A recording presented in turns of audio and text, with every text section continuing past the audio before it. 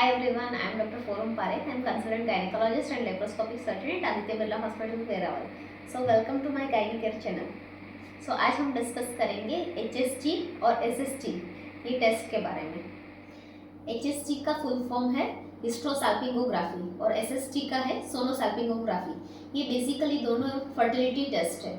ये उन कपल्स को इंडिकेट किया जाता है कि जिनको प्रेगनेंसी रहने में तकलीफ हो रही है और हस्बैंड और वाइफ के बाकी के सारे रिपोर्ट्स नॉर्मल आ रहा है, तो फिर ये टेस्ट डिटरमाइन करता है कि फैलोपियन ट्यूब्स यानी कि गर्भनली खुली है कि नहीं। तो आगे बढ़ने से पहले प्रेगनेंसी कैसे रहती है इसका एक डेमो पीस से आइडिया ले लेते हैं। तो सबसे पहले जब भी महिला को पीरियड्स आते हैं तो जो बीजदानी है उसमें अंडा बनना शुरू हो जाता है, उसका ग्रोथ शुरू हो जाता है। अगर आपकी साइकिल 28 डेज की है तो 14वां दिन जैसे ही होता है उसके अराउंड अंडा जो है वो मैच्योर होके यहाँ से रिलीज होता है और ये फैलोपियन ट्यूब यानी कि गर्भनली में आता है। गर्भनली से यहाँ पे ट्रैवल करता है। अगर इस दौरान संबंध बनाया जाए तो जो वीर्य में जो स्पर्म्स यानी कि शुक्राणु होते हैं ये योनि मार्ग से ट्रैवल करके यहाँ पे बच्चेदानी का मुख यानी कि सर्विक्स में ट्रैवल करते हैं और फिर यूट्रस यानी कि बच्चेदानी में ट्रैवल करते हैं और यहाँ से होके यहाँ पे गर्भनली में आते हैं और यहाँ पे दोनों जो स्त्री बीज और पुरुष बीज दोनों का मिलन होता है और यहाँ पे बच्चे का पहला कोष बनता है।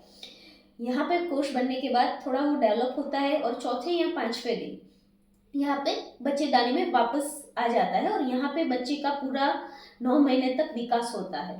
तो ये जो है वो नॉर्मल प्रेगनेंसी की प्रोसेस रहती है। तो अब जानते हैं कि क्या क्या चीज़ें प्रेगनेंसी रहने के लिए ज़रूरी होती है शुरुआत से लेके। तो स्त्री बीज यानी कि बीजदानी में अंडा यानी कि एग्स बनने चाहिए। फिर जो गर्भनली है फैलोपियन ट्यूब ये खुली होनी चाहिए ताकि स्पर्म और जो बच्चे का कोष बनता है उसका ट्रांसफ़र इजी रहे। फिर है बच्चेदानी। बच्चेदानी है ये बच्चे को पोषने के लिए ज़रूरी उसकी जो अंदर की दीवार है वो पोषक के लिए सक्षम होनी चाहिए।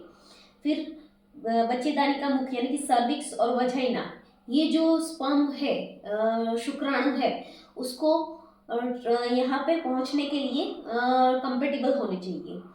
और उसके अलावा जो हस्बैंड है उसके जो स्पर्म है उसका काउंट भी नॉर्मल होना चाहिए और उसकी जो गतिशीलता है वो भी अच्छी होनी चाहिए। ये सारे फैक्टर्स प्रेगनेंसी रहने के लिए ज़रूरी रहते हैं। सो SSG और SSG दोनों टेस्ट ये डिटरमाइन करता है कि फैलोपियन ट्यूब यानी कि गर्भनली खुली है कि नहीं।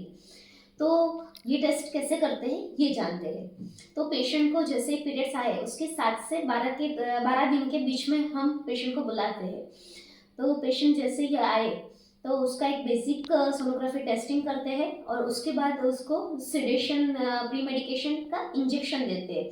उससे थोड़ा पेशेंट को नींद जैसा लगता है और पेन कम होता है। इसका इंडिकेशन ये है कि पेशेंट को थोड़ा प्रोसीजर है वो पेनफुल रहता है तो पेशेंट को रिएक्शन बॉडी में ना आए उसके लिए भी ये इंजेक्शन बेनिफिशियल रहता है। तो HSG टेस्ट में इंजेक्शन जो प्री मेडिकेशन का देते हैं उससे 15 से 20 मिनट के बाद पेशेंट को एक्सरे रूम में शिफ्ट करते हैं। वहाँ पे पेशेंट को लिथोटोमी पोजीशन दिया जाता है। उसके बाद ये स्पेक्युलम नाम के इंस्ट्रूमेंट से वजाइना को यानी कि योनि मार्ग को स्ट्रेच करते हैं। उसके बाद एक इंस्ट्रूमेंट से जो बच्चेदानी का मुख है यानी कि सर्विक्स है उसको कैच करते हैं और ये कैन्यूला है वो सर्विक्स के अंदर रखते हैं।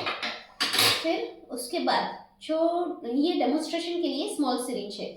उसके बाद जो डाई होती है रेडियो ओपेक डाई होती है उसको हम यहाँ पे ऐसे पुश करते हैं।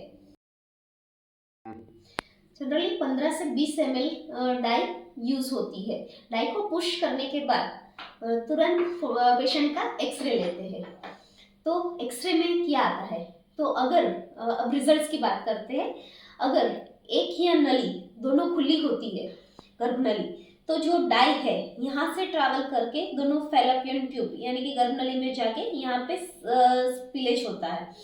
ऐसे रिजल्ट्स में आपको बताते हैं कि एक साइड का स्पिलेज है या फिर बायलेटरल स्पिलेज प्रेजेंट है यानी कि आपका टेस्ट नॉर्मल है। उसके अलावा इससे बच्चेदानी का जो शेप है वो भी पता चलता है कि नॉर्मल शेप है या फिर कुछ उसमें प्रॉब्लम है। तो अब बात करते हैं इसके एडवांटेजेस और डिसएडवांटेजेस के बारे में। तो सबसे पहले उसके फ़ायदे क्या है। तो ये एक माइनर प्रोसीजर रहता है, टोटल 1 घंटे में पेशेंट फ्री हो जाता है। और दूसरा एडवांटेज ये है कि ये बच्चेदानी का जो शेप है वो नॉर्मल है, बच्चेदानी की जो ट्यूब है, गर्भनली है, वो खुली है कि नहीं ये डिटरमाइन करता है। तब इसके डिसएडवांटेजेस क्या रहते हैं। एक तो ये थोड़ा पेनफुल प्रोसीजर रहता है। दूसरा है कि कुछ बार कई पेशेंट को डाई से एलर्जिक रिएक्शन आने का खतरा रहता है।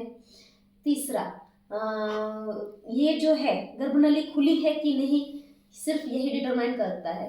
काफ़ी बार ओपन ट्यूब में भी बच्चा रहने में दिक्कत होती है। अगर ट्यूब का जो अंदर का फंक्शन है वो उसमें प्रॉब्लम है तो बच्चे रहने में दिक्कत हो सकती है। तो ये टेस्ट हमें नहीं बताता, ये इसका एक डिसएडवांटेज है। तो अब बात करते हैं सोनोसाल्पिंगोग्राफी के बारे में।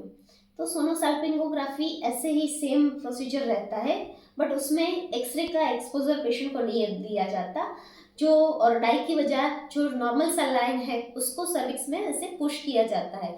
और सोनोग्राफी में चेक करते हैं कि डाई जो है ये यहाँ जो सलाइन जो पुश किया है ये यहाँ से ट्रैवल होके दोनों ट्यूब में से बाहर निकलता है कि नहीं। सोनोसाल्पिंगोग्राफी का एडवांटेज ये रहता है कि ये एक माइनर प्रोसीजर है उस और कंपैरेटिवली एचएससी के कंपेयर में पेनलेस रहती है और डाई के रिएक्शन का कोई खतरा नहीं रहता है।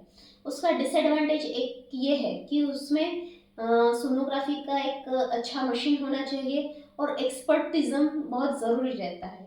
तो यहाँ पे एचएसटी और एसएसटी का ये सेशन ख़त्म होता है। आई होप कि आपको ये सेशन यूज़फुल रहा होगा। तो अब आईयूआई का प्रोसीजर क्या रहता है, वो किन पेशेंट्स के लिए होता है, ये सारे सवाल के जवाब मिलेंगे हमारे नेक्स्ट सेशन में। Thank you all.